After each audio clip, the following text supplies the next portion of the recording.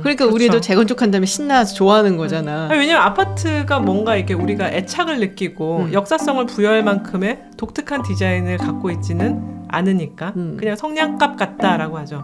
우리가 애착을 가지고 있는 그 아파트의 자산 가치지. 음. 그리고 재건축을 하기 때문에 이게 더 불어나게 되니까는 경축. 경축. 안녕하세요. 롱테이크 김지윤입니다. 안녕하세요. 전화입니다. 네, 은하님. 슬픈 일이 있었다며요. 아니, 오늘 아침에 소식을 들었는데 전람회 멤버였던 서동욱 씨가 맞아요. 돌아가셨더라고요. 예. 50살의 젊은 나이에. 굉장히 젊은 나이인데. 맞아요.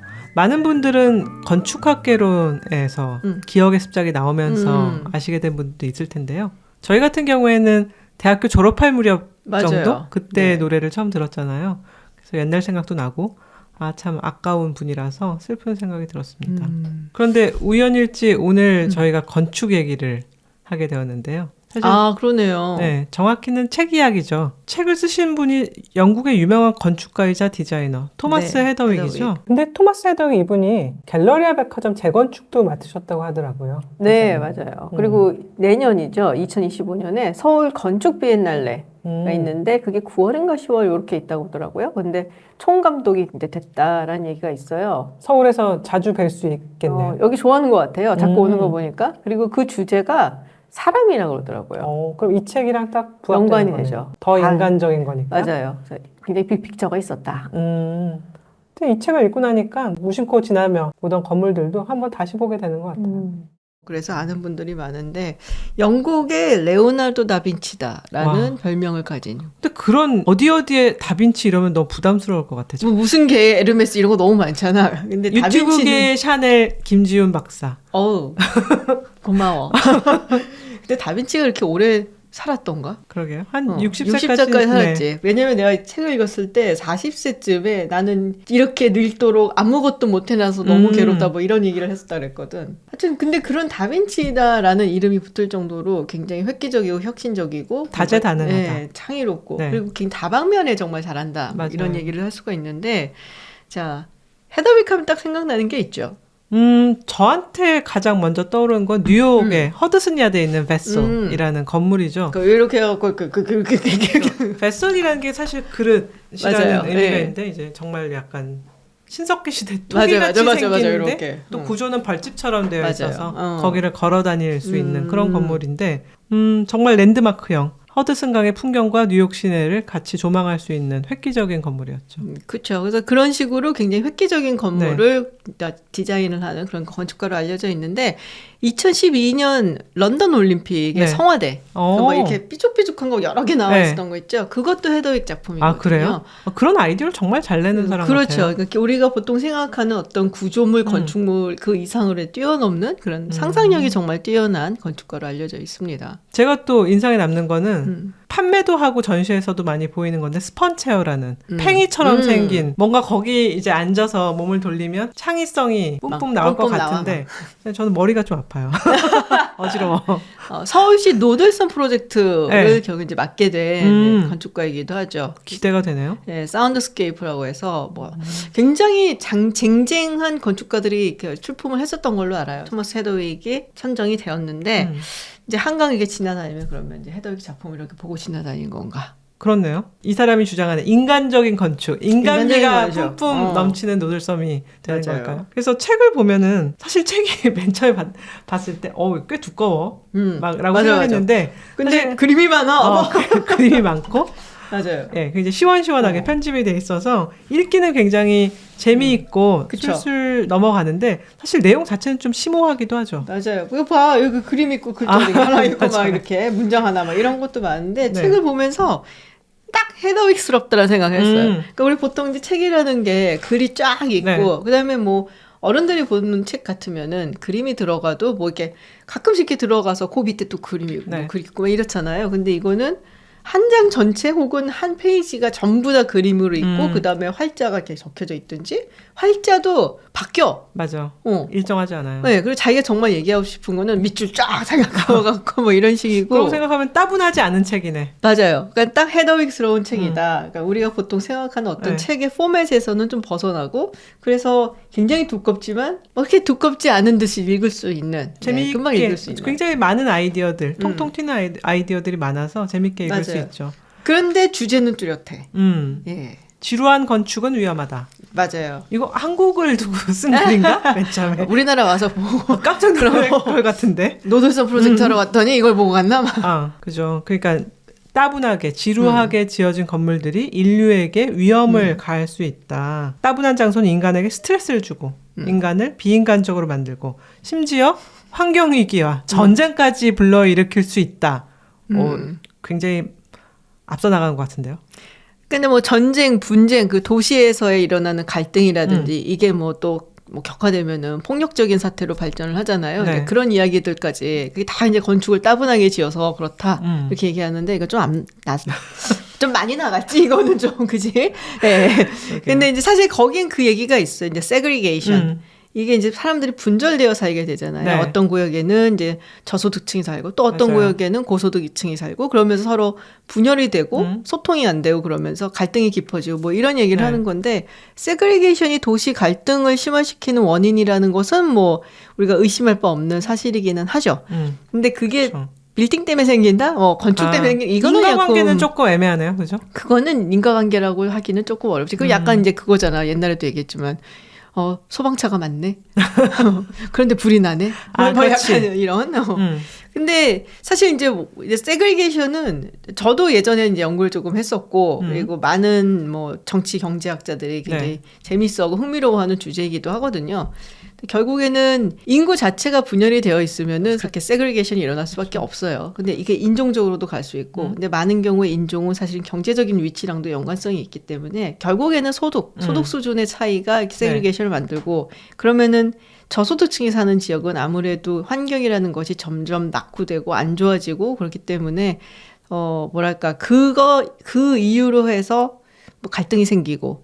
그게 이제 폭력적인 사태로 뭔가 트리거가 있으면 발생을 하기도 하고 뭐 그런 이슈는 있는 거죠. 그래서 뭐 이게 건축이 너무 따분해서 그렇다기보다 뭐 그거와 연관되어서 봤더니 그런 동네에는 유난히 따분한 건축물이 많더라. 왜냐하면 저비용으로 지어야 되고 그렇죠. 효율성을 극대화해야 하니까. 네. 근데 사실 효율성이 극대화된 건물 하면은 한국의 아파트잖아요. 그렇죠.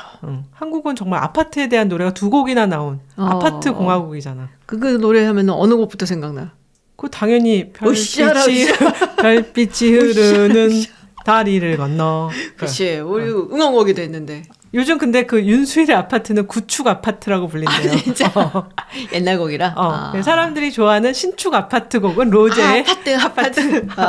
그렇구나. 근데 사람들 진짜 신축 아파트 좋아하지 않아요? 그 얼죽신이라는 말도 있대요. 진짜? 얼어 죽어도 신축이라고. 그거 말 된다. 이게 아파트가 지어진 지 3, 40년 되면 이제 재건축 심사 받고 사실은 심사를 통과했다는 것은 더 이상 사람이 살기 부적합한 위험한 곳이다 그러는데 경축 붙고 아주 플래카드 붙고 그런데 헤더윅이 이제 이런 데 대해서 수십 년 만에 건물을 허물고 새 아파트를 짓는 것은 정말 거의 죄악에 가까운 일이다. 최악이야. 그러면서 거기에 밑줄을 그어놔. 밑줄 쫙. 맞아요. 근데 이제 처음에 나오는 부분이 까사밀라에 대한 얘기가 나오잖아요. 가우디의 건축이라든지. 그건 예술이지. 건축이라고. 그러니까 그건 예술이지. 건축이 아니라 사실. 근데 이제 그 부분이 공감이 가기도 했어요. 그렇게 따분하게 직선형으로 몰 개성하게 이렇게 건물을 지어놓고 하니까 부수는 것에 대해서 아무런 뭐 미련이라든지 죄책감이라든지 이걸 느끼지 않는다는 거잖아요. 그러니까 그렇죠. 우리도 재건축한 다음에 신나서 좋아하는 거잖아. 왜냐면 아파트가 뭔가 이렇게 우리가 애착을 느끼고 역사성을 부여할 만큼의 독특한 디자인을 갖고 있지는 않으니까 그냥 성냥갑 같다라고 하죠. 우리가 애착을 가지고 있는 그 아파트의 자산 가치지. 그리고 재건축을 하기 때문에 이게 더 불어나게 되니까는 경축 붙는 거지. 그래서 전 세계 탄소 배출량의 11%가 건축에서 나온대요. 그렇게 많대요? 그렇대요. 그렇게 되면 건물 하나를 지으면 또 탄소 배출 안 하려면 계속 거기서 살고 가꾸어 나가야 되는 건데 우리가 이제 막 건물을 함부로 찍어내고 나서 이거는 따분해. 이게 좀 낡았으니까 아까 말한 대로 자산 가치가 떨어졌어. 쓸어내고 다시 짓자. 이렇게 된다면 환경에 굉장히 악영향이 되는 거죠. 근데 사실 이제 이 아파트라는 것이 주거 공간인 거잖아요. 그렇죠. 네, 근데 주거 공간을 얼마나 건축적인 아름다움을 여기다가 집어 넣어서 짓느냐라는 부분을 별로 생각을 하진 않은 거잖아요. 그래서 여기서도 이제 나오는 얘기지만 기능적인 부분에 훨씬 더 집중을 해서 네. 우리가 지어왔고 지금도 신축 아파트를 좋아하는 건 그 기능적인 부분이 훨씬 더 많이 발전되어 있으니까 맞아요. 사람들이 신축 아파트를 선호하고 뭐 그러는 거 아니겠어요? 근데 실제로 우리가 한강변을 이렇게 뭐 차를 타고 간다든지 아니면 멀리서 이렇게 바라본다든지 하면은 정말 어쩜 저렇게 한강변에 아파트만 있을까? 그러니까 그런데도 네.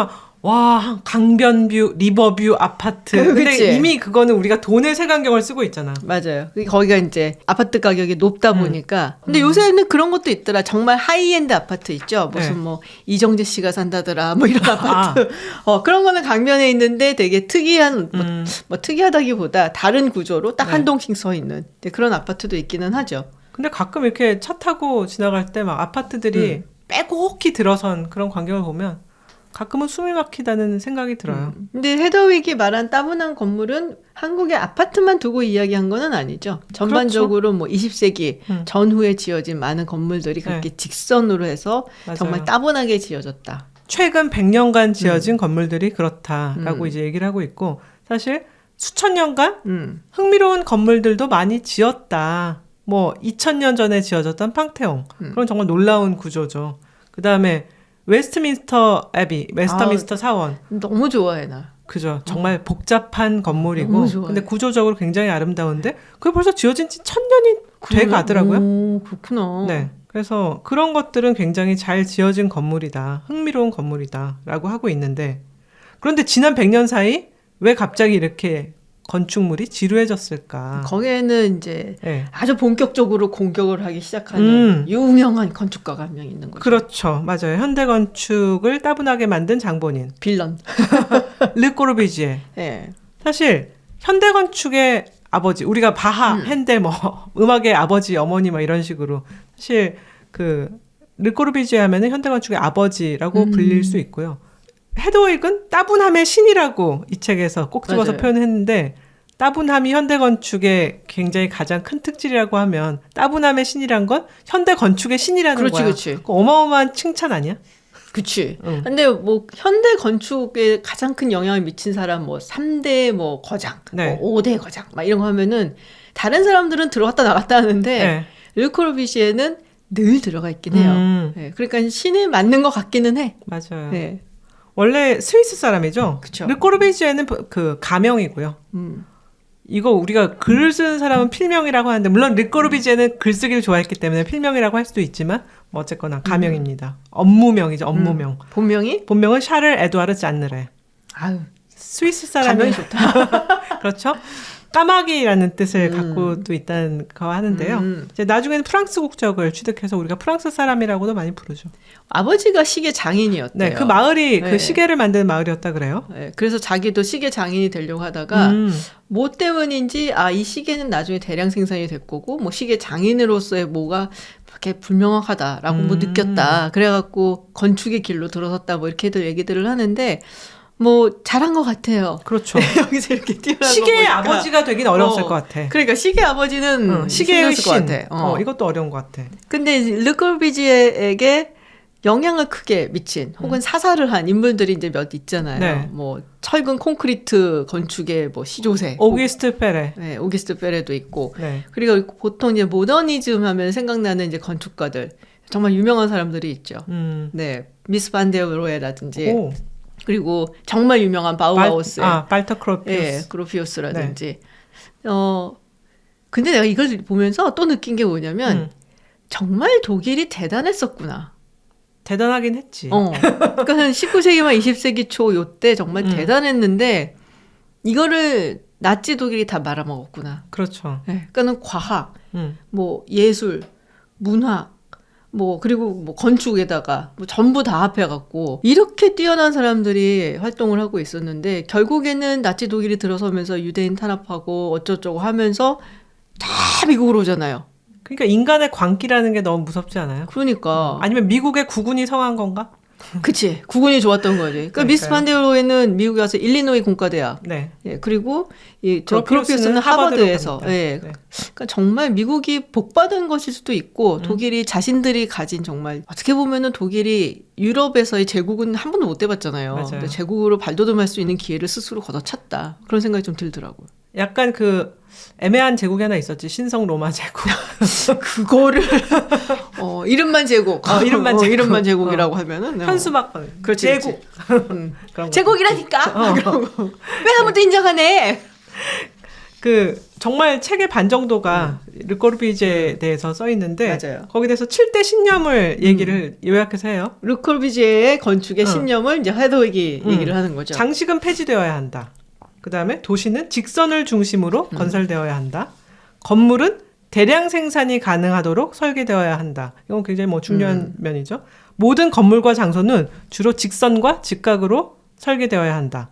거리를 폐지해야 한다. 약간 애매한 개념인데 오래된 도시와 교회는 공원에 둘러싸인 거대 블록화가 되어야 한다. 건물은 내부가 외부보다 중요하다.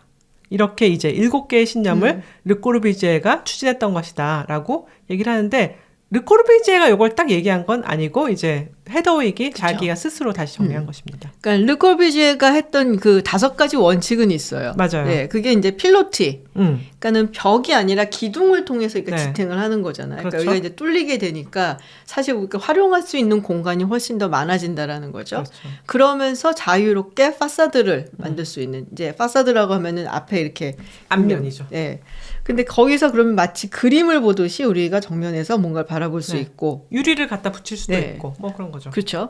그리고 이제 그러면서 공간 활용도 훨씬 더 자유롭게 할 수 있다. 옛날에는 벽돌 같은 걸 이렇게 딱딱 막아놨었는데 근데 이게 이제 없어지고 필로티로 하게 되니까 그게 사실 철근 콘크리트의 힘이죠. 맞아요. 네. 네. 그러니까 과학이 발전하고 기술이 발전해서 맞아요. 사실 그게 가능해진 거죠.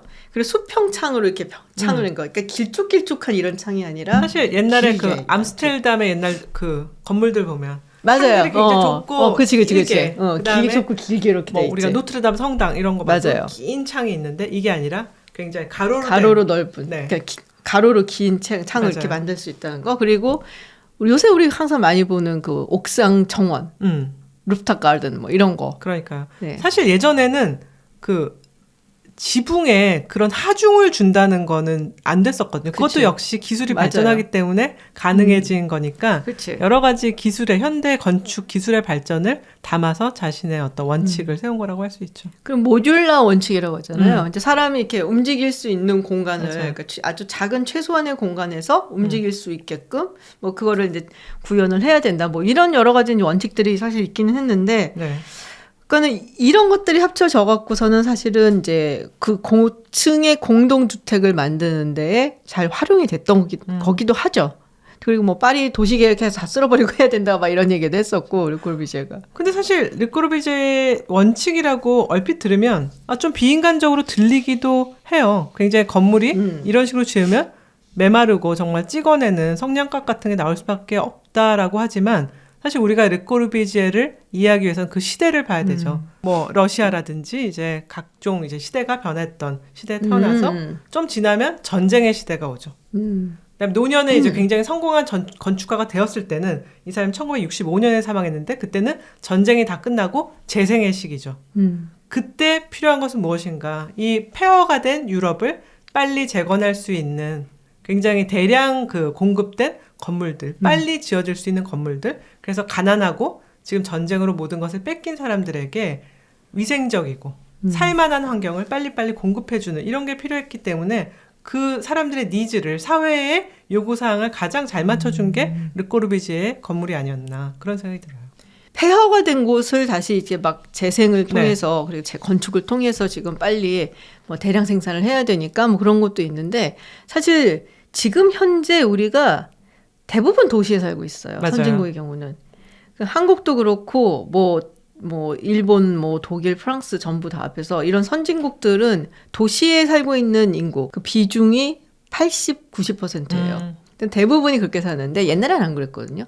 1920년대, 30년대만 하더라도 네. 프랑스만 해도 뭐 한 30-40%밖에 도시에 살고 있지 않았어요. 대부분 이제 농사 짓고 네. 농촌 시골에 살고 이랬었는데 전쟁을 겪고 뭐 이러면서 전부 다 이렇게 도시로 오게 된 거예요. 산업이 발달하고 하면서. 근데 살 데가 없어. 그러니까 대량으로 몰려오는 이 노동자들이라든지 이 사람들을 수용할 수 있는 주거 공간이 필요하던 시기이기도 했었거든요. 맞아요. 그리고 마침 폐허가 됐으니까 또 새로운 것을 막 지어내야 되는 시기고 그래서 헤더윅은 굉장히 비판적으로 얘기를 하는데 저는 뭐 여러 가지 박자가 맞았다고 생각을 해요. 뭐 철근 콘크리트 네. 이런 걸 이용해서 건축을 할 수 있는 굉장히 과학 뭐 기술이 발전한 시기이기도 했고 그리고 마침 또 전쟁 때문에 폐허가 됐고 그리고 도시화로 인해서 정말 많은 사람들이 도시로 몰려드니까 이 사람들을 수용을 해야 될 거냐 어딘가에 안 그러면 범죄가 올라갈 텐데. 그 파리를 보면 정말 아름다운 그 헤더윅이 좋아하는 장식이 막 있는 그런 곳은 부자들이 살잖아요. 그러니까. 근데 그 집에서 일하는 사람들은 어디로 일 끝나고 어디로 가란 말이야. 그런 사람들에게 정말 싸고 효율적인 공간이 있어야 정말 도시 위생이 전체적으로 나아지는 거죠. 그리고 이런 고전적인 건축 양식이 막 유행을 하고 그랬다가 전쟁이 이제 끝나면서 사람들이 그거에 대해서 피하겠다라는 거예요. 아, 저런 것은 너무 국가주의적이고 너무 권력주의적이고 약간 그런 느낌, 웅장하고 막 그러네. 이런 거는. 그래서 오히려 간결한 그런 깔끔한 막 치렁치렁한 장식이 없는 막 이런 것들을 훨씬 더 좋아하게 됐다. 이런 얘기도 있더라고요. 그렇구나. 그것도 정말 일리가 있는 것 같아요. 근데 르꼬르비지에가 지은 네모난 집, 우리가 네모 반딱하다 그러잖아요. 네모 반딱한 집. 그냥 들으면 되게 밋밋하고 건조하고 그렇겠지만 실제로 가서 보면 이게 또 대부분 유네스코 세계문화유산에 안경을 쓰고 보면 너무 아름다워. 사보이 빌라인가? 그것도 완전 전형적인 필로티에다가 네모 반듯하고 막 가로로 쫙 벌어진 그 창이 있고. 맞아요. 르꼬르비지에 5원칙이 다 적용된 맞아요. 집이라고 하죠. 진짜 예쁘던데. 네, 프랑스 교회, 파리 교회에 있는 집인데. 근데 사실 그 집의 주인은 그 집이 막 물도 새고 막 침도 새고 되게 싫어했대요. 그래서 막 안 살고 딴 데 가서 살고 그랬는데 지금은 이제 문화유산이죠. 제가 올여름에 스위스에 갔을 때 로잔 근처에 르꼬르비지에가 부모님께 지어드린 집이 있어요. 얼마나 예쁘게 지었을까? 정말 자그마하고 네모 반딱해요. 그런데 이 중요한 거는 그 위치가 너무 좋아. 정말 아름다운 호숫가에 자리 잡고 있고 그 아까 말한 수평창 비슷한 창이 딱 있으면서 그게 착용이 된다고 하나요? 그 창 밖을 그 창으로 바라보면 그 호수가 하나의 그림이 돼서 집에 들어오는. 그리고 또 하나 이제 그 헤더윅이 말한 원칙 중에 외부보다 내부가 중요하다라고 했잖아요.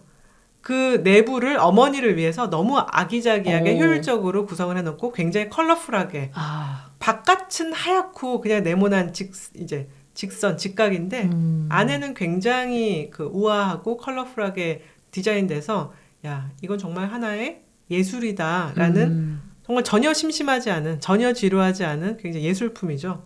그런데 그 르꼬르비제가 아까 직선 직각 뭐 사각형 이런 얘기를 많이 했는데 그게 이제 그냥 사각형이 아니라 황금 비율 사람들이 이제 팔을 폈을 때 이제 그런 여러 가지 비율에 대해서 굉장히 고민을 많이 했고 르꼬르비제가 그림도 많이 그리거든요. 그러니까 자신의 이제 어떤 회화 철학까지 적용한 굉장히 아름다운 사각형이죠. 그렇기 때문에 이제 봤을 때 정말 감탄이 나오는.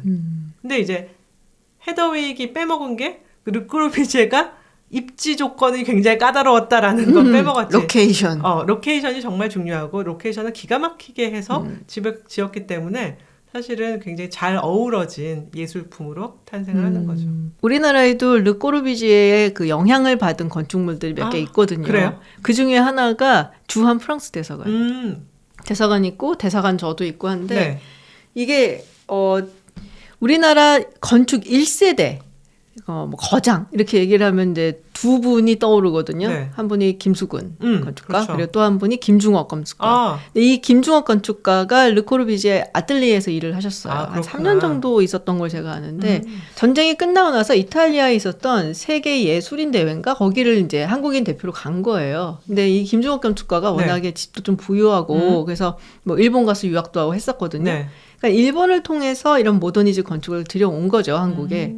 근데 거기서 르꼬르비지를 만난 거예요. 그렇구나. 근데 이제 이제 워낙에 또 이분도 천재시니까 서로가 알아본 거지. 천재는 천재를 알아보는 거네. 그리고서는 이제 파리에 가서 이 르꼬르비지의 그 사무실에서 일을 하게 되는데 그러면서 이제 거기서 많은 것을 배우고 한국에 돌아오게 돼요. 한 3년 정도 계셨던 걸로 알아요. 그리고서는 주한 프랑스 대사관 절을 짓는 거야. 그 대사관이랑. 근데 보통 대사관이나 대사관조는 자국의 건축가한테 많이 맡기는 편이거든요. 네. 근데 여기에다 이제 내가 지어보겠다고 출품을 했는데 김중옥 건축가가 뭐 선택이 돼서 그다음에 이렇게 짓게 됐는데 그게 이제 하도 오래돼갖고 그래서 이제 좀 노후됐다. 그래서 프랑스 대사관 측에서 이거를 이제 허물고 재건축을 하겠다는 얘기를 몇 년 전에 했었어요. 아깝다.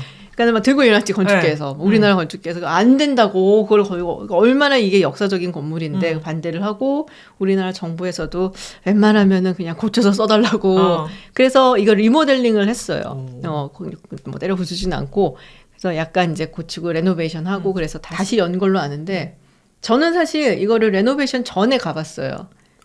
네, 그때 초청을 받아서 갔다고. 그러니까 대사관절을 제가 3번 정도 가본 것 같은데. 대사관에는 별 관심이 없어서 이 대사관 보면은 정말 그 르코르비지의 건물 같은 게 필로티 있고 뭐 이렇게 하고 위에다가 한국의 지붕 같은 걸 이렇게 딱 위에 얹어놨어요. 그래서 약간 처마 같은 느낌이 든다고 해야 되나? 저도 그 부분은 기억이 나는데. 네, 워낙 유명해요. 또 그 사진으로도 많이 나오고. 근데 대사관전 좀 더 들어가면 있는데 제가 그때는 몰랐어요. 이게 얼마나 역사적인 건축물인지 알고 봐야 돼. 그때는 모르니까 그냥 가갖고 밥 먹고 그냥 신나게 왔는데 그때 그래도 기억에 남는 거는 들어가고서는 이제 응접실이라고 하죠. 응접실 이렇게 보면 소파가 이렇게 딱 있으면은 앞에가 그 약간 그 수평창 같이 통창으로 딱 돼 있어. 보면 밖에 보면 정원이 이렇게 보여요. 근데 그게 너무 예쁘다. 그 생각을 일종의 했었어. 착용이네요. 진짜 예쁘다. 왜냐면은 다른 대사관저 이렇게 가봤을 때 보면은 미국 대사관저는 밖에도 물론 이렇게 보이긴 하지만 안쪽을 이렇게 보게 돼 있어요. 중정같이 돼 있어. 영국 대사관저 같은 경우는 딱 영국식 그 빅토리아 시대 건물 그거랑 뭐 좀 섞인 뭐 그런 건물이라서 이렇게 뭐랄까 그 발코니 같은 데가 이렇게 있고 그 나가서 이렇게 보게 돼 있고 근데 프랑스 대사관은 뭔가 프랑스식으로 지어놨을 것 같다라는 생각만 어렴풋이 하고 갔었는데 딱 들어갔는데 그 차경이 딱 있으니까 되게 예쁘다. 그 생각을 했던 기억은 나요. 그러니까 르꼬르비지의 유산은 굉장히 따분한 현대 건축인데 르꼬르비지의 직접 설계하거나 굉장히 적통은 굉장히 아름답고 그러니까 말하자면 인간적인 건축이네요. 헤더윅이 좋아하는. 그렇지. 재밌다. 근데 르꼬르비지에가 사실 건물 설계도 하지만 도시 설계도 해요. 그래서 아까 이제 말했던 직선 거리 뭐 이렇게 공원이 둘러싸인 블럭 이런 걸 해서 사실 많은 것들은 계획으로만 그 남고 실현은 되지 못했는데 실현된 게 인도의 찬디가르, 펀잡주의 주도로 설계가 됐고요. 그다음에 르꼬르비지에가 직접 설계하지 않았는데 브라질리아도 완전 신생 도시예요. 인공적인. 이제 거기가 길을 시원시원하게 뚫고 그런 도시. 그러니까 결국 새로 행정 수도를 만들면서 편의 시설의 대량 공급에 대해서 주택의 대량 공급에 대해서 고민을 한 그런 도시가 된 거죠. 근데 우리나라의 아파트도 사실 시작은 맨 처음에 이제 강남이 개발되고 할 때 그런 효율성에 대한 고민이 굉장히 많았었잖아요. 그때 당시 우리나라도 개발을 해야 되고, 그죠? 그래서 아파트가 뭐 지금 보면은 부의 척도가 돼버린 안타까운 면도 있고, 또 아파트 보면은 답답한 느낌도 있지만, 사실 아파트처럼 효율적인 주거 공간은 없잖아요. 우리가 그렇죠. 아파트에 살면서 뭐랄까 인테리어만 좀 신경을 쓰지, 뭐 수도, 난방, 그 다음에 또 아파트에 있어서 보수 이런 것들에 대해서 별 고민을 하진 않잖아요. 관리사무소 딱 전화 걸면 다 해주니까. 그러니까 건설사라든지 시공사, 관리사무소가 다 모든 것을 우리 대신 알아서 해주죠. 옛날에 저희가 주택에 살았었거든요. 그럼 매년 이제 저희 부모님이 정원을 어떻게 이제 다시 갖고 와야 되나? 그 다음에 페인트 칠 어떻게 해야 되나? 또 기름, 난방 같은 것들 어떻게 그 매년 겨울을 놔야 되나 고민을 굉장히 많이 하셨거든요. 굉장히 개인한테 부담이 많고 비효율적인 건데 아파트는 정말 어마어마한 효율성을 그치. 가진 그런 주거 공간이죠. 근데 헤더윅은 사실 이 공동 관리라는 데 대해서도 그렇게 좋게 보진 않는 것 같아요. 그죠? 부동산 업자, 설계 시공사들이 너무 효율성에 집착하니까 이게 또 다른 따분한 건축의 원인이 된다. 이렇게 지적하기도 하죠. 그러니까 헤더윅의 논리는 충분히 이해는 가요. 그러니까 건축가 입장에서 특히나 뭐 굉장히 심미적인 부분을 네. 중요시하게 생각을 하고 있는 건축가 입장에서 봤을 때는 이 반듯반듯한 건물들이 얼마나 짜증이 나겠어. 아, 맞아요. 네, 그거는 뭐 이해는 가는데 사실 뭐 어떻게 보면 우리나라의 아파트가 우리 은하님 말씀하신 것처럼 펑션을 가장 중요시한 거죠. 네. 네, 그래서 뭐 여러 가지 뭐 아름다움이라든지 이런 것보다는 사실은 펑션을 가장 중요시하다 보니까 그러니까 사람들이 새로운 아파트, 신축 아파트를 더 좋아하는 거고 펑션이 훨씬 더 이렇게 네. 압도적으로 뛰어나니까. 야, 근데 요새는 5년마다 한 번씩 또 달라지더라. 아파트가 5년 전 아파트랑 지금 아파트랑 또 달라. 그때 유행이 있어요 또. 아, 그런가? 네. 지금은 아파트 정면에 이제 굉장히 커다란 그 대문 같은 게이트가 있고 장식이 있고 그런 게 유행이죠. 아, 그렇구나. 네. 하여튼 여기서 확실히 달라지는 것 같긴 한데 네. 저는 근데 르코르비지에의 건축 양식이 뭐 본인의 마음에는 안 들 수 있겠지만은 그 비판까지 받을 필요는 없어 보인다. 네. 왜냐면 다른 한 사람은 말씀드린 대로 펑션 쪽에 좀 더 방점이 찍혀 있는 거고 그리고 뭐 헤더윅 같은 경우는 네. 좀 더 심미적인 부분에 그렇죠. 방점을 찍히고 뭔가 좀 개성이 있는 것 이런 것들을 더 좋아하는 것일 뿐이죠, 사실은. 곡선이 강조되고. 그렇죠. 네. 근데 뭐 이걸 우리가 현대 아파트라든지 건물들을 좀 몰개성의 비판적인 시각으로 볼 수도 있겠지만은 사실 저는 그러니까 인간적인 건축이라고 얘기를 하는데 네. 이것도 어떻게 보면 인간적인 거라고 생각을 하거든요. 그렇게 몰려드는 대중들이 그래도 어느 정도 네. 기준에 맞춘 그러니까 수준이 되는 집에서 그런 주거 공간에서 살 수 있게끔 해준 게 사실은 르코르비지에가 아닌가라는 생각도 하거든요. 그렇죠. 그러니까 대중들이 모든 취향이 같을 수는 없는 거잖아요. 그러니까 뭐 아르누보 건물이라든지 르네상스 건물이라든지 이런 것들이 옛날에는 아주 특정한 소수를 위한 건물이었는데 지금은 정말 많은 사람들이 도시에 살다 보니까 그 주거 공간을 어떻게 확보하느냐. 그리고 그 사람들의 모든 취향 같은 거를 다 반영은 할 수 없고 다만 그 사람들이 대체적으로 만족할 수 있는 어떤 기준, 스탠다드를 만들고 그 이상만 되면은 되니까 거기에 맞춘 것들이 우리가 지금 보고 있는 아파트가 아닐까. 맞아요. 그것도 나름 인간적이지 않을까? 그러니까 둘 다 사실은 굉장히 다른 방식이지만 한 사람은 곡선을 중시하고 한 사람은 굉장히 직선을 중시하지만 계속 둘 다 추구하는 지향점은 인간적인 건축. 맞아요. 인간이 좀 더 인간이 되는 그런 면에서는 같은 부분을 추구를 하네요. 그렇게도 생각을 해봤어요. 오뚜큐뚜리와 네. 기성복의 차이. 하지만 다 마지막은 난 예뻐 보이고 싶어. 그치? 그리고 편하고. 그리고 기성복에 만족을 할 수도 있는 거고. 네. 그래서 뭐 둘 다 비슷한 목표를 갖고는 있고 또 그런 목적을 또 추구를 했고 이루었다고 봐요, 저는. 네. 네. 이렇게 직선이라고 해서 뭐 이렇게 인간적이지 않아. 이렇게 볼 필요는 없을 것 같아. 근데 건축 얘기를 한참 하다 보니까 갑자기 우리가 모두 오매불망 기다리는 그 상이 생각이 났어요. 프리츠커상. 왜 못하나 프리츠커상. 사실 근데 우리가 노벨상 하다가 한강 작가가 확 탔잖아요. 또 프리츠커상도 타지 않을까요? 뭐 타겠죠, 언젠가는. 프리츠커상을 건축계의 노벨상이라고 부르잖아요. 그렇죠, 건축계 노벨상이라고. 근데 하죠. 역사가 그렇게 오래되진 않았더라고요. 1979년에 제정이 됐고요. 그렇게 오래된 건 아니네. 네. 미국의 기업가인 프리츠커 부부. 그다음에 지금은 그 가족들이 경영하는 하얏트 재단에서 수여하는 상인데 올해는 일본의 건축가, 그다음에 사회운동가인 야마모토 리켄이 수상했고요. 뭐 우리가 어딘가 들어봤어 하는 건축가들은 다 받았어. 자하 하디드, 안도 다다오, 프랭크 게리. 뭐 저번에 지윤 박사님이 리처드 마이어, 게티 미술관. 맞아요. 진짜 이런 정도로 이름이 있는 사람들은 다 하나씩 받는 상이구나 그런 생각했어요. 근데 뭐 우리가 또 맨날 노벨상 할 때 일본은 몇 명 받았는데 한국은 일본 몇 명이에요? 되게 많죠. 9명 받았다고요. 많이 받았구나. 네, 79년 제정돼서 지금까지인데 많이 받은 거죠. 그러네. 네. 근데 아까 제가 말씀드렸던 프랑스 대사관. 네. 이거를 이제 레노베이션 재건축 이걸 맡은 건축가가 조민석 건축가예요. 매스 스터디에. 근데 이분이 올해 그 서펜타인 갤러리 파빌리온이라고 있죠. 서펜타인 파빌리온이라고 얘기를 하는데 하이드파크에 그 서펜타인 갤러리가 있잖아요. 네. 근데 그건 이제 뭐랄까 파빌리온을 이제 설계하는 이게 파빌리온에 지었다가 이제 허물잖아요. 일종의 팝업 건물인가요? 그렇죠. 네. 네.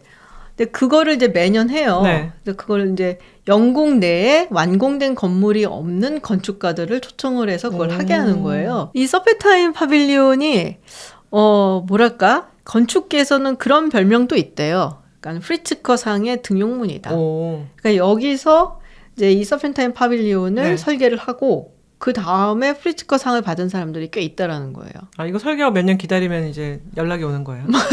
여보세요, 프리츠커 상 받으셨는데요, 이러고. 네. 이게 2000년부터인가 있었는데 처음 이제 있었을 때 이 서펜타인 파빌리온을 설계한 사람이 누구냐? 자하 하디드. 오. 그리고 나서 한 2년 후엔가 아마 프리츠커상을 여성 최초로 받은 거죠. 자하 하디드가. 그 외에도 2020년에 이 프리츠커상을 받았었던 그 부르키나파소의 건축가, 정말 그때 센세이셔널 했잖아요. 프란시스 케레도 2017년엔가 이 서펜타인 파빌리온을 설계를 했었고, 프리츠커상은 2022년이었을 거예요. 그러니까 한 5년쯤 후에. 하니까 전화가 오네요. 5년 후에 딱 전화가 와. 그리고 일본 이제 건축가들도 이 서펜타인 파빌리온 굉장히 많이 했거든요. 뭐 예를 들면 세지마 카즈요, 니시다오 류에. 2009년에 파빌리온 설계하고 그다음에 2010년에 프리츠커상을 받았고. 오, 굉장히 금방 전화가 금방 왔어요. 받았어요. 근데 조금 늦게 받은 사람도 있죠. 이토 도요가 2002년에 서펜타인 파빌리온을 설계를 하고, 그리고 2013년에 여기엔 조금 걸렸어. 마음이 좀 아팠을 거야. 예. 근데 그런 거 보면은 2024년에 이 조민석 건축가가 서펜타인 파빌리온을 했단 말이에요. 그러면은 가능성이 있지 않을까? 기대를 해볼 만하네요. 네. 프리츠커상의 심사 기준은 작품의 우수성이랑 인류의 공헌, 그 내거를 고 있다고 해요. 이렇게 보면은 헤더윅이 말하는 인간적인 건축이라는 거랑 일맥상통하는 면도 있죠. 근데 헤더윅은 아직 못 받았지. 아직 뭐 젊으니까 70년생이잖아요. 이제 두고 봐야 되지 않을까요? 헤더윅이 말하는 것, 이제 사용자가 어떻게 느끼는지가 건물 기능의 핵심이다. 1000년은 거뜬하리라는 희망과 기대로 건물을 짓자. 뭐 이거는 동의. 그다음에 건물의 흥미로운 특질을 문가 2m에 다 담아야 한다. 그러니까 우리가 이제 길을 걸을 때 건물을 보면서 와, 이건 정말 아름다워. 이렇게 이제 느낄 수 있어야 된다고 하는데, 근데 너무 독특한 건물들이 넘쳐나는 것도 정신사나울 것 같아. 아닌가? 우리가 부족해서. 아니, 솔직히 메셀이 5만 군데 있다고 생각하면 약간 좀 정신사납지 않을까라는 생각이 들기는 하거든요. 그런데 헤드윅이 건축한 건축물 중에 좀 좋은 건물이 제가 좋아하는 런던의 콜 드롭스 야드 상가 건물군인데, 그 두 개의 동이 있는 공장 부지, 콜 드롭스라는 게 결국은 석탄을 내리는 그런 석탄 공장인데, 그 공장 부지를 재개발했어요. 재개발했는데 지붕을 굉장히 곡선으로 우아하게 두 건물을 이으면서 두 건물이 다리의 역할을 하기도 하고, 그러면서 굉장히 심미적으로 안정감을 주고 사람들한테 다니기 편안하고 즐거움을 주는 공간이긴 해요. 그런 면에서 헤더윅이 굉장히 인간에게 친화적인 공간을 만들긴 하는구나 생각이 듭니다. 저는 사실 이렇게 건축에 대해서 많이 아는 것도 아니고 뭐 심리학도 우리 다 모르지 뭐 잘. 그래도 심리학도 좀 부족한 편이고 했는데 제가 보고서는 약간 충격적으로 약간 감동을 받았던 현대 건축물 중에서 그 프랭크 게리 댄싱 하우스. 꾸부럭꾸부럭한 빌바오 구겐하임도 프랭크 게리의 건물이고. 그러니까요. 빌바오는 안 가봐갖고. 근데 옛날에 체코 프라하 갔을 때 댄싱 하우스 보고 되게 충격받았어요. 뭐지 저거는? 그러니까. 사람이 진짜 춤추는 것 같아. 막 MIT에도 있어요. 프랭키 거리가. 그런 것 같다. 근데 제가 다닐 때는 많이 못 봤고 졸업식 가니까 세워져 있었나? 뭐 하여튼 그랬던 것 같아 제 기억에는. 근데 사실 MIT가 지훈 박사가 거기서 공부할 때보다 지금 훨씬 굉장히 활기차지고 아름다워졌죠. 워낙 많은 돈들이 쏟아져 들어오면서 좋은 건물들이 생기고. 켄달 스퀘어가 제가 있을 때는 커피숍이 정말 한두 개밖에 없었거든요. 그렇죠. 먹을 데도 없고 막 이랬는데 지금은 난리도 아니라고 그러더라. 저도 얼마 전에, 예전에는 하버드는 굉장히 빼어나게 아름다운 캠퍼스. 맞아요. MIT는 굉장히 흉흉하지만 효율적인 공부 잘 되는 캠퍼스였는데 지금 뭐 조각품이라든지 건물도 아름다운 게 많이 들어서고 굉장히 활기차졌더라고요. 다시 한번 가봐야 되는데. 그러니까요. 은하님은 좀 좋아하는 건축가가 있을 것 같아요? 사실 이제 이런 건축을 하면서 생각나는 게 저는 옛날 건물. 해남에 가면은 그 옛날 여관을 다시 개량해서 만든 유성관이라는 건물이 있어요. 옛날 건물을 굉장히 그 곡선을 살리면서 그러면서도 내부 같은 걸 굉장히 그 현대적으로 잘 구성한 곳이라서 제가 한번 묵어보고 굉장히 좋아했던 곳이고요. 또 역시 뭐 헤더윅의 말대로 곡선미가 있다는 거는 굉장히 인간한테는 그렇죠. 좋은 친근한 감을 주잖아요. 그런 면에서 포도 호텔. 제주도. 예, 그렇죠. 제1동포 건축가라고 해야 될까요? 유동룡 건축가 이따미준이라고 많이 하죠. 이따미준이라고 하죠. 근데 그 지붕이 마치 초가 지붕을 그 연상하게 하는 그런 포도 같기도 하고 정말 포도 호텔이라고 하는데 그래서 그 건물들을 좋아하죠. 건축가는 너무 많은데 요즘 관심 있는 사람 이제 뭐 그냥 막 계속 좋아한다기보다는 한 명은 중국계 미국인 아이엠페이 MIT에 나오셨습니다. 학부를 MIT 나왔다 그래요. 그 다음에 대학원은 하버드로 가죠. 하버드로 가서 그로피우스의 맞아요. 제자가 됩니다. 그 다음에 이제 일본 건축가 구마겐고. 근데 이들의 건축도 사실은 아이엠페이는 굉장히 직선을 많이 사용한 건축가라고 할 수 있거든요. 직선에다가 굉장히 차가운 자재들, 철, 뭐 스테인, 뭐 그다음 유리 이런 건데 그래도 굉장히 독특하고 또 다른 면의 어떤 인간적인 면. 그런데 이제 제가 좋아하는 거는 뭐 좋아한다기보다는 사실 사람들을 깜짝 놀래킬 건축을 남긴 게 아이엠페이가 루브르 박물관의 유리 피라미드. 이거는 어떻게 보면 미테랑 대통령이 이제 재직 시절에 의뢰를 한 건데 엄청난 반발을 불러일으켰죠. 이렇게 정말로 복잡성이 막 두드러지는 루브르란 공간에 그리고 유서 깊은 루브르란 공간에 철과 유리? 이게 웬 말이야. 근데 지금 완전 랜드마크가 됐지. 정말 랜드마크가 되고 정말 헤더윅 말대로면 앞으로 1000년을 갈 무슨 특별히 무슨 일이 있지 않는 한은 1000년을 갈 그 건축물인데 이게 심미적으로 독특하고 아름답다 이런 면도 있지만 그 루브르로 들어가는 동선 자체를 완전히 바꾼 정말로 대단한 혁신적인 건물이고요. 그다음에 사람들이 뭐 건물적으로 이게 굉장히 독특하다는 생각을 하진 않지만 들어가 보면은 정말 뛰어나다고 생각하는 게 이제 우리가 좋아하는 워싱턴 DC 내셔널 갤러리의 신관. 이걸 아이엠페이가 건축을 했는데 정말로 인간이 어떻게 남과 소통하고 인간이 어떻게 건물과 건물 사이를 굉장히 안정적으로 심리적으로 안정되고 심미적으로 늘 와우하면서 걸을 수 있는가 이런 거를 잘 생각한 건축가라고 생각해서 정말 좋아하고 요즘 이제 관심 있는 건 구마겐고. 이제 구마겐고도 프리츠커상을 아직 못 받았어요. 이제 일본에서 반시게루 같은 이제 건축가가 받았는데 구마겐고가 생각하는 거는 건축의 역할을 최소화하자. 우리가 무슨 공간이 필요하다 그럴 때 우리가 막 이제 엄청나게 막 거대하게 엄청난 자재를 들여서 짓잖아요. 그게 아니라 정말로 모든 것을 덜어내고 가장 자연에게 폭 파묻힌 굉장히 미니멀한 건축, 자연과 가장 잘 어우러지면서 굉장히 겸손한 건축을 하고 또 하나는 자재를 대나무를 쓴다든지 나무를 쓴다든지 해서 이게 소멸될 수 있는 건축. 그러니까 리사이클러블 하다는 건데 이제 친환경적이죠. 이제 사실 건축 자재들이 묻어도 그게 분해가 안 되잖아요. 그런데 이제 이 사람은 좀 그런 쪽으로 굉장히 생각을 많이 하는 건축가라서 그야말로 또 인류애적인 측면이 있는 그런 건축가. 인간적인. 네. 저는 사실 이렇게 열심히 찾아보고 막 이러는 편은 아닌데 이렇게 띵 하고서 뭐 이랬던 사람들이 몇몇 있거든요. 네. 비에르케 잉겔스 같은 경우. 일단은 이름 보고 이름은 어떻게 읽는 거야? 그래서 이제 한번 이렇게 다 이게 비아르케라고 이렇게 나 맨날 이렇게 들으면 누구? 근데 보고서는 덴마크 건축가잖아요. 되게 재밌다라고 생각했어요. 이 사람의 건축물들이 막 이렇게 레고 같아. 그러고 생각해 보니까 약간 그 영향이 있나? 근데 정말 되게 흥미롭고 재밌다라는 생각을 많이 했어요. 네, 그러면서 되게 나이도 젊어 근데 보니까 나보다도 어리더라고. 그래서 이 사람은 정말 우리가 나이가 먹어서 그래. 그런가? 우리가 나이 먹은 건가? 이제는 나보다도 젊으란 말을 하면 안 되는구나. 그러니까.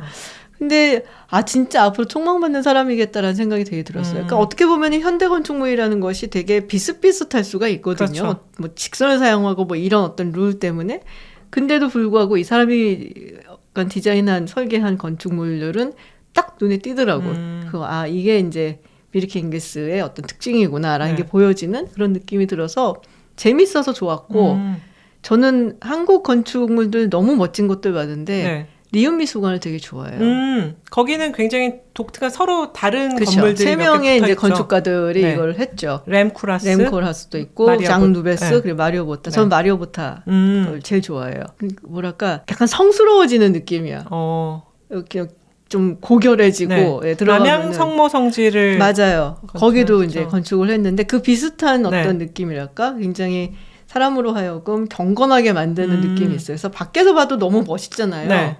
근데 안에 들어가면 더 좋더라고요. 나는 마리오 보타의 건물은. 샌프란시스코의 모마도 맞아요. 마리오 거기도 보타. 마리오 보타 근데 작품이죠. 그 개관했을 때 정말 센세이셔널했죠. 그래서 마리오 보타 건물도 참 좋아하는 편이고 네. 그리고 게티 미술관에 갔을 때도 느꼈지만은 리처드 마이의 건물은 그때 신전 같다는 표현을 했었잖아요. 그래요, 맞아요. 정말 그런 느낌이 확 있구나. 그때 게티 미술관이 굉장히 현대적인데도 네. 뭔가 고대 건축물 안에 들어가 있는 그런 느낌. 근데 말씀하셨다시피 강릉의 시마크 호텔이 네. 리처드 마이어가 이제 또 설계를 한 건물이잖아요. 거기 이제 들어가면 앞에가 쫙 보이잖아요. 맞아요. 거기도 외부도 아름답지만 내부의 창에서 내부에서, 바라보는 강릉 바다는 정말 절경이죠. 그러니까 그래서 그 건물도 참 좋아하고 네. 리처드 마이어도 좋아하고, 그러니까 별로 이렇게 뭐 특별하게 이런 것이 너무 멋있어서 나는 이런 특징을 가진 사람이 좋아요가 아니라 흥미롭고 재밌고 안에 네. 들어갔을 때 기분이 좋으면 더 좋은 것 같아요. 밖에서도 아름다운 게 중요하지만 네. 안에서 사용하는 사람이라 그런지 굉장히 극아이라 그런지 안에 있을 때 뭔가 좀 경건한 느낌이 들고 포근한 느낌이 들고. 르코르비제가 외부보다 내부가 중요하다고 했어요. 우리가 헤더윅 얘기를 하고 왔는데. 네. 하지만 이렇게 얘기를 하다 보니까 모든 건축가들은 다 인간에 대한 어떤 기여라든지 인간에 대한 의미를, 인간성에 대한 의미를 많이 생각하는 것 같아요. 네. 다 천재인가 봐. 천재 같아. 네. 다 천재니까 그걸 건물을 세우고 있지. 나 같은 사람은 수학이 안 돼서 안 된다니까. 한강에 그러니까. 이제 노들선 프로젝트 네. 시작을 내년 초에 한다고 들었어요. 오, 네. 기대가 되는데요. 네. 꼭 놀러 가봐야겠다. 그러니까 지나가면서 봐도 너무 좋을 것 같고, 네. 또 어떤 멋있는 건축을 보여줄지 진짜 기대가 됩니다. 이 책은 정말 재밌는 생각을 많이 불러일으키는 책인 것 같아요. 책 자체가 재밌어. 네. 이 내용도 재밌지만 맞아요. 책 그 자체가 재밌어. 헤더윅 같은 책이야. 맞아요. 네. 책을 두고 한 권을 읽으니까 지훈 박사가 이렇게 재미난 얘기를 나눌 수 있어서 좋네요. 네. 자, 롱테이크 오늘은 토마스 헤더윅의 책입니다. 네. 토마스 헤더윅에 대한 책이 아니라 네. 토마스 헤더윅 지음이라고 써있는 더 인간적인 건축, 이 책에 대해서 이야기를 해보고요. 또 건축 이야기, 또 서로가 좋아하는 건축물이나 건축가에 대한 이야기를 나눠봤습니다. 한번 읽으시면 주변의 건물에 대해서 다시 한번 생각하시는 계기가 될 것 같아요. 네. 자, 그럼 저희는 다음 주에 더 재밌고 흥미로운 이야기로 돌아오겠습니다. 롱테이크 김지윤, 전환이었습니다. 고맙습니다. 감사합니다.